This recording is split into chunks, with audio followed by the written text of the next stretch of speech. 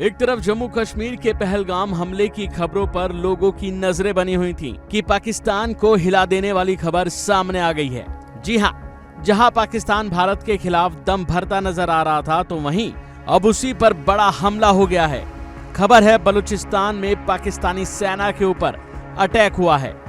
Baloch liberation army यानी कि BLA ने दावा किया है कि उसने क्वेटा के नजदीक मारगट इलाके में पाकिस्तान सेना पर हमला किया है और 10 सैनिकों को मार गिराया है। इस हमले में सेना का वाहन भी तबाह कर दिया है। पहलगाम हमले के बाद भारत और पाकिस्तान के बीच तनाव कुछ ज्यादा ही बढ़ गया है। इस बीच पाकिस्तान को करारा झटका लगा है।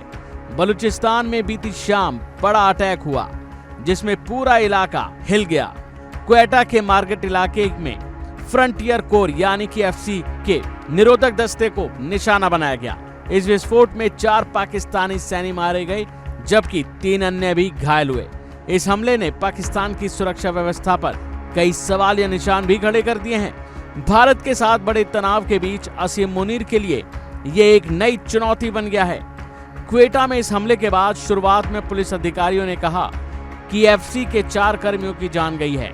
शुक्रवार देर रात BLA के प्रवक्ता GN बलूच ने कहा कि उनके हमले में 10 सैन्य कर्मियों की जान गई है। GN बलूच ने कहा कि क्वेटा के मारगट में रिमोट कंट्रोल से हमला करके पाकिस्तानी सेना के काफिले को निशाना बनाया गया।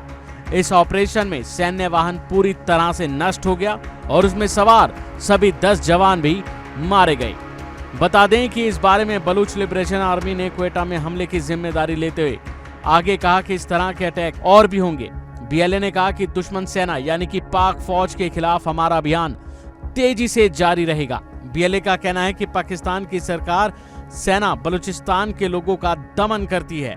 ऐसे में वह अपने लोगों की आजादी के लिए लड़ रही है।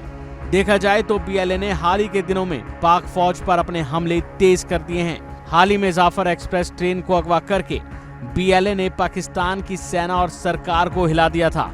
पाकिस्तानी सेना ने भी BLA के खिलाफ अभियान चलाने की बात कही है, लेकिन पाकिस्तानी सेना को कोई कामयाबी मिलती हुई नहीं दिखाई दे रही है। पाक फौज BLA के सामने बेबस है। वहीं क्वेटा के इस हमले पर राष्ट्रपति आसिफ अली जरदारी ने शोक व्यक्त किया है। उन्होंने मृतकों को श्रद्धांजलि दी है।